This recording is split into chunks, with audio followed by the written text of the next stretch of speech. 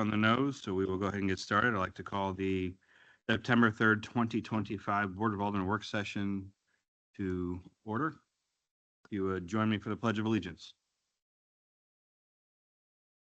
Pledge allegiance to the flag of the United States of America, to the republic which it stands, one nation, under God, indivisible, liberty and justice for all. Okay. All right, the first thing we have is my city administrator has the approval of Stryer Planning LLC agreement as needed professional planning services. Kathy, can you go ahead and speak to the board a little bit about that, please? Yes, thank you. Item 1 under new business on the agenda this evening is a professional services agreement for planning services. This agreement is with Stryer Planning LLC. Todd Stryer previously worked with us as a part-time employee at 32 hours per week. At this time, we don't need that level of staffing. We don't have that level of work for him. By shifting to a contract, we can focus his time and the city costs directly on true development needs without carrying a fixed weekly schedule. How the agreement works, he'll still do some of the same functions, review development applications, prepare staff reports, attend planning and zoning meetings. He'll attend meetings with developers when requested. He could also assist with any zoning code updates or planning policy tasks we might have, but that's only under my direction or the board's direction. There's no guaranteed hours for his services. His services will be strictly as needed. This gives us better cost control.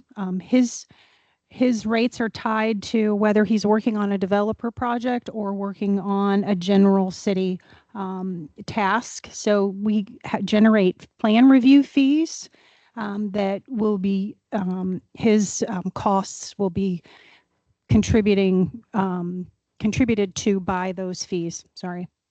And the city's out-of-pocket expenses for non-project tasks are limited and controlled under my direction. The FY25 budget includes salary and benefits for a planner position at the 32 hours a week. By moving to contracted services, we expect overall cost savings since expenditures will occur only when work is performed rather than funding a standing position. Thanks, Kathy. Any questions or discussion from the board on this? Question. So he was an employee, a part-time employee? That is So correct. When will that stop then? It did stop. He has stopped. He's working just on a preliminary interim basis with us until the agreement is in place because we have ongoing continuing planning services that are needed. Okay. Is this a project that should be bid? You know, I would agree that this is something that we would normally competitively source. My recommendation would be that we enter into this. We can terminate this agreement on 30 days notice. So I would recommend that we enter into this agreement and that we go out for, it would be more of a request for proposals and competitively source these services. I did have another resource. It's a private planning company that provides resources, and the rate that they charge is the same rate that is being charged under this. So I feel on this kind of interim basis that we've got a competitive price, but I think to your point, this is something we should competitively source. Okay, because I know that some of the planners, they specialize. And so would we have the option of using a specialized planner for something that was specific there? Yes, yeah. Okay, so could. then, all right, good. Let's go with that direction. Okay. Any other thoughts or comments from the board on this item? Okay. It sounds like we will be looking at doing this as an interim and then moving forward with competitive bidding process at some point in the future. Okay.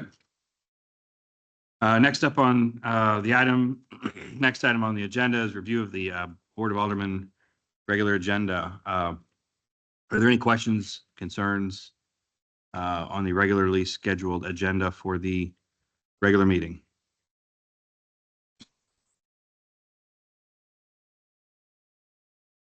Kathy, go ahead. I did have a comment, just for the board's understanding, because I think I know it's been a while since we've had any records destruction on our agenda, but on the consent agenda this evening, there is an item titled records destruction. And I just wanted to share that proper records discussion is more than just housekeeping. It's compliance with the law. So the state of Missouri requires municipalities to follow approved records retention schedules, and that establishes how long different types of records must be kept before they can be destroyed. Following these guidelines protects the city from legal risk. It ensures our transparency, and it preserves resources by preventing the storage of outdated documents. Records can only be destroyed within their retention period when their retention period has expired and destruction has been properly authorized. So that's the process that we're asking for this evening on the consent agenda, is for you to approve us to destroy records according to the state's guidelines. Thank you for that clarification. Okay. Looking at the consent agenda, we also have a couple of positions for appointment to the Planning and Zoning, as well as to the Barrett Haven CID. The candidates will be here at the 7 o'clock hour, and they will have an opportunity to speak then in the section that is there. Are there any questions about that or any of the other items on the consent agenda? Unheard. Okay. So we will move to staff communications. This may turn out to be a pretty quick work session here. We'll see what Matt has to say first. I'm sorry, we'll start with the city attorney. I have nothing. Just picking on you, Matt. Go ahead, city engineer. Here we go. I got a whole bunch. No, I've only got 4 things. The town square striping will commence next Monday. Nice thermoplastic. It'll shine bright. It'll glow in the rain. You know, it's gonna look great on that nice black asphalt. The Cora Marie signs on Bryan Road, I've talked to the developer along with the city of O'Fallon, since they are their signs. The developer said he will get those fixed. Stop signs on Meriwether Lewis at Exposition Court. I did a quick engineering review and determined stop signs are not warranted there. The crash history, sight distance, pedestrian and traffic volumes do not meet the requirements to place a stop sign at that area. If speeding's the issue, stop signs are not the solution. And just an update, the MoDOT closure of technology. We've had traffic counters out there for the last 2 weeks. They were picked up, I believe, last Monday by the county. We've received no complaints, and I will receive the traffic count soon, and I can update you more next time. That's all I have. Okay, thanks a lot.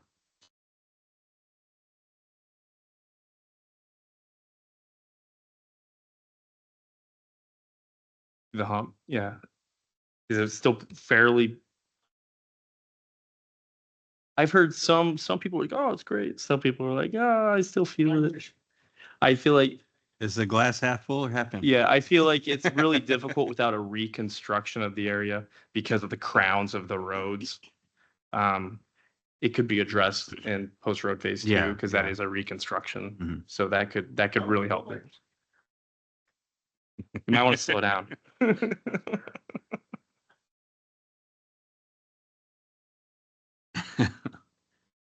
All right. Any other questions for city engineer?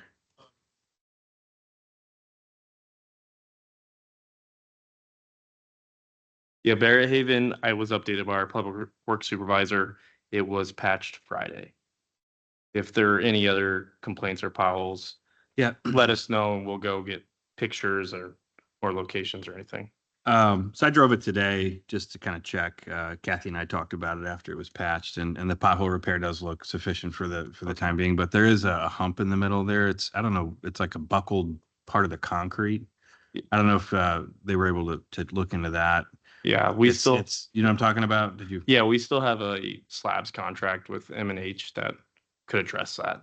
We still need, supposedly there was some confusion. No one knew where the list was. So we've got to go rebuild this list before the end of this year, and we can definitely address that issue. Yeah, I stopped and took a picture of it. I can show it to you Yeah. just if you need to. It's pretty significant. I think that if you drive on Barrett Haven at all, you'll know when you hit it. It's like hitting a just like a curb or something. I mean, it's Okay. pretty significant. I mean, I have a really tight suspension in my truck. I don't know, maybe it's better for other cars, but I know it. So anyway, Yeah, real quick, the sidewalk in front of Weldon Springs, grade school, Yeah, is that ours? I would have to check, but There's a slab that is sitting up, popped up Like- big time, and somebody had painted it orange. I just noticed it the other day, yeah, I'll have one of our. but guys I didn't take a know look if at it. that's ours or depends on which side of the street it is. it's on the school side, It should be so ours. I think it's ours, but it's Okay, definitely a danger. With Yeah. the kids going to school and stuff like that there. I'll get that looked at. Thanks, Matt.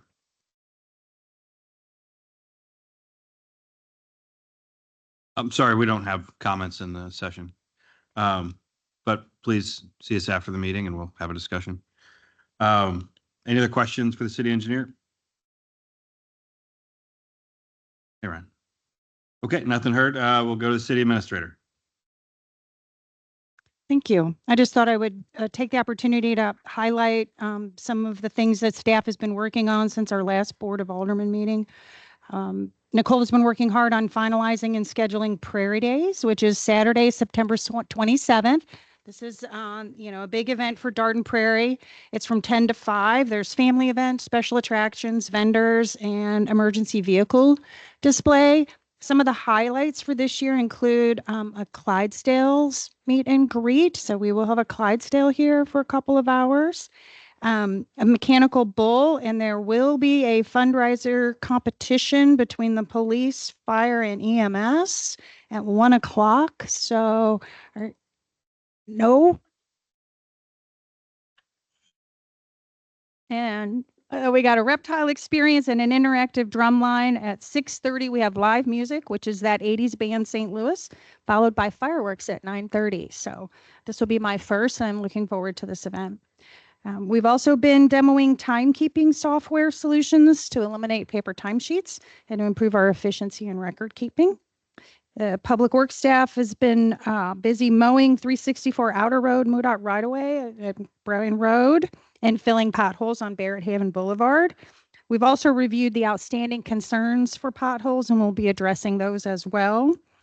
Ball fields were prepped for the fall baseball season, and staff have been working on their operational and capital budgets as we enter into the budget process.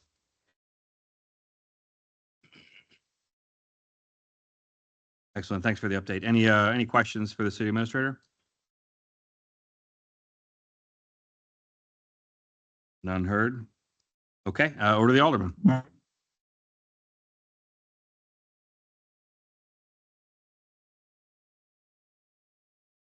Sure. Alderman? Nothing? Okay.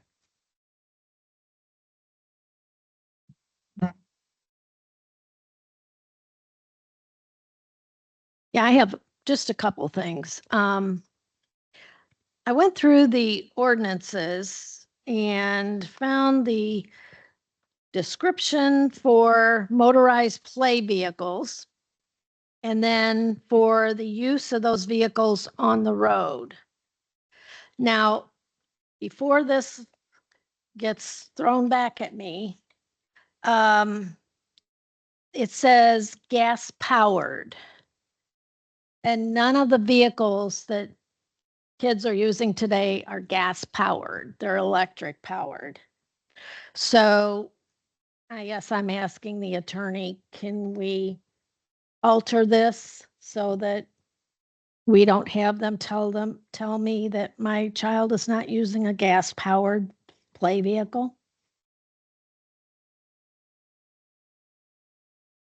I've not had an opportunity to review that yet, but I'm happy to do so.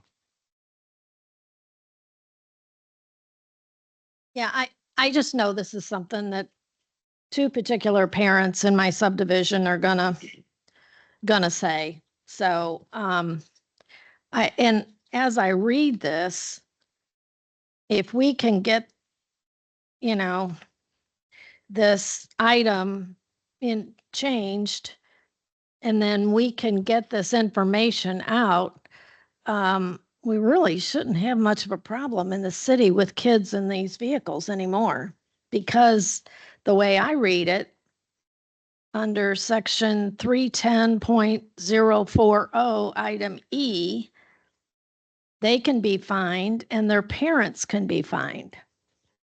So I think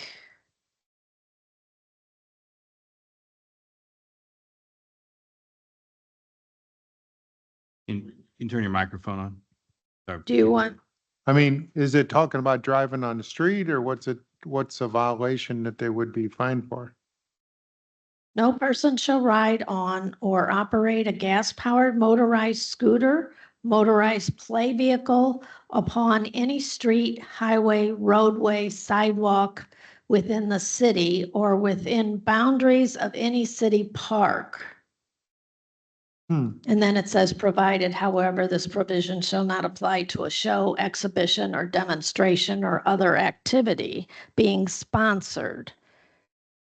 It says it is an infraction for any person to do any act forbidden by this subsection, and upon finding or pleading of guilt to any violation of this subsection shall be punishable by fine of not less than $10, not more than $100, and any parent, legal guardian, or other adult person authorized by said parents or guardians who have the care and custody of a minor who knowingly permits or by insufficient control allows a minor to violate the restrictions of this subsection, and they're punishable by fine. But that's not what I'm going after, a fine. I just want them to stop.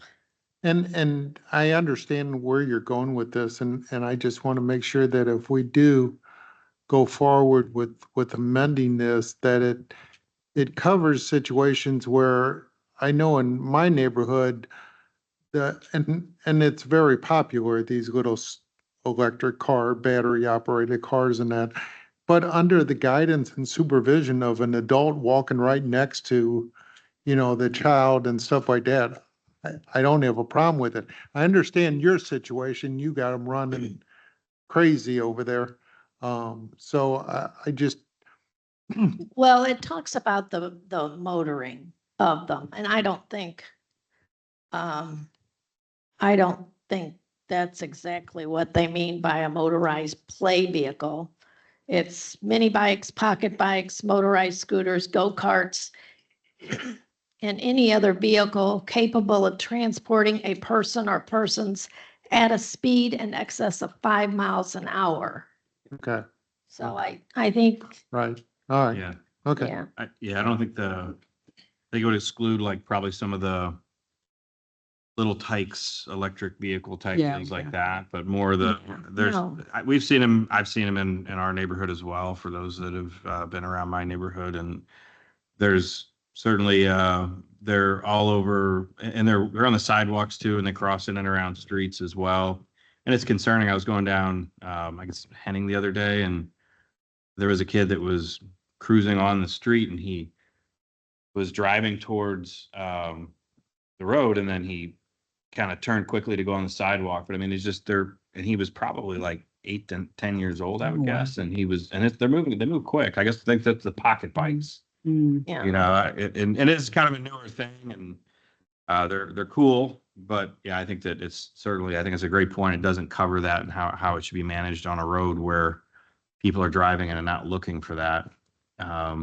And then that's the thing, is that if they're are they allowed to be on the sidewalks too? I think that's another thing that we would need to kind of consider as well, because they're kind of supposed to really supplant like a pedal bike. As far as in some cases, they have bikes that have pedaling and they have electric motors too. So there's a lot to consider with it, I think, with how to, sort of create legalese around it. So I guess as a city attorney, as you look into that, I would, it's something I think we need to really put a lot of due diligence in, so great point. And I think that sounds like the direction the board wants to go, is just to sort of assess it from all angles and kind of see where maybe, Well, go ahead. will this include golf carts then too? I mean, I'm just, no, I was talking to Carla. I'm sorry, I wasn't looking at you. Because you're so handsome on there, that's why. But no, I just think, you know, I've encountered a parent twice who told me to mind my own business.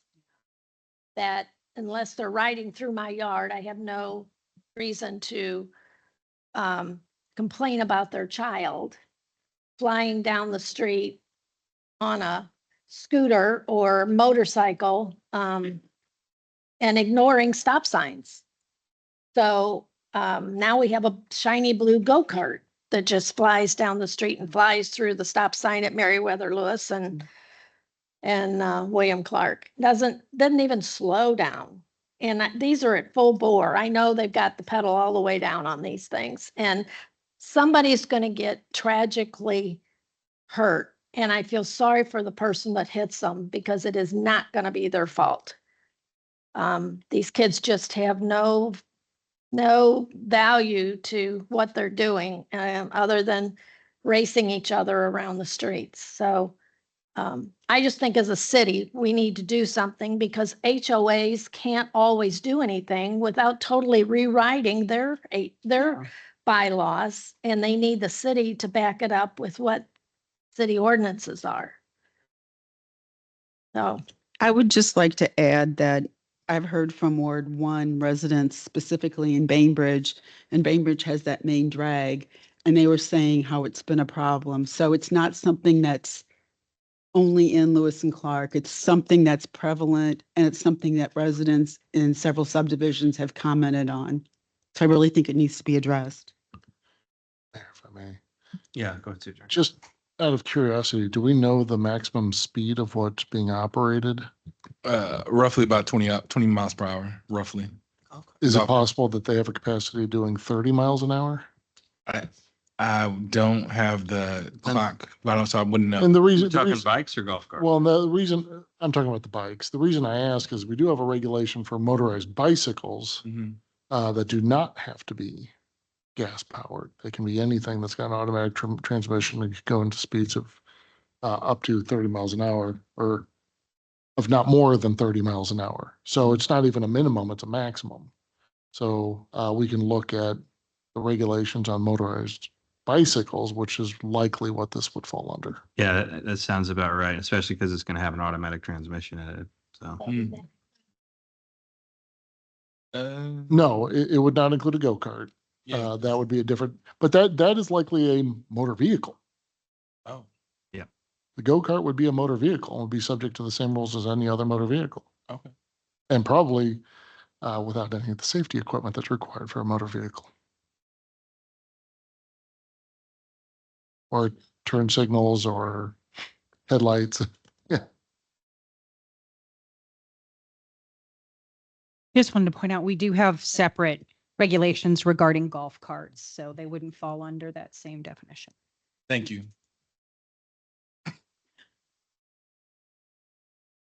all right, good discussion. And anything else on that topic? Nothing else. Did Carla, did you have anything else?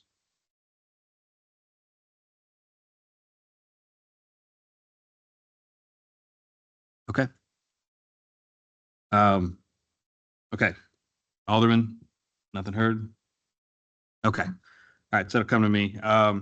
I just want to make a comment just to really kind of praise the staff and thank the staff. You know, Kathy just, laid out a whole battery of different things that's going on right now. We've got just so many things happening within the city, from public works to the IT department, to the ball fields, and we got preparations for Prairie Day.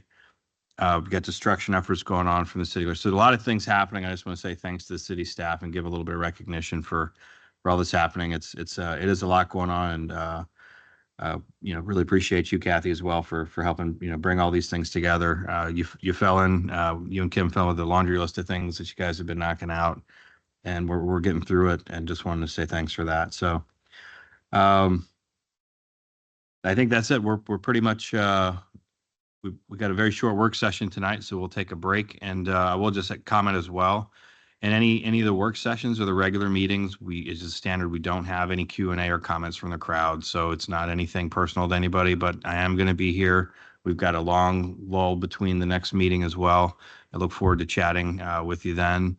And if you want to chat with anybody, we'll have a conversation after this we break here. But just as a standard, that's how it's always been, and just the way we do business here. Because if we allow it to happen, then it can, another meeting, there'll be 50 people here, and then it'll be melee. So I know it's quiet, but we just still got to stick to the standard. So thanks for your understanding on that.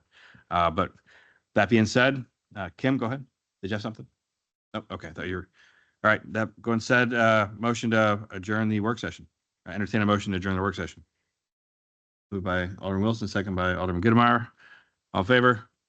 Any opposed? None heard. Work session adjourned. We'll reconvene in 35 minutes. Hey, Val.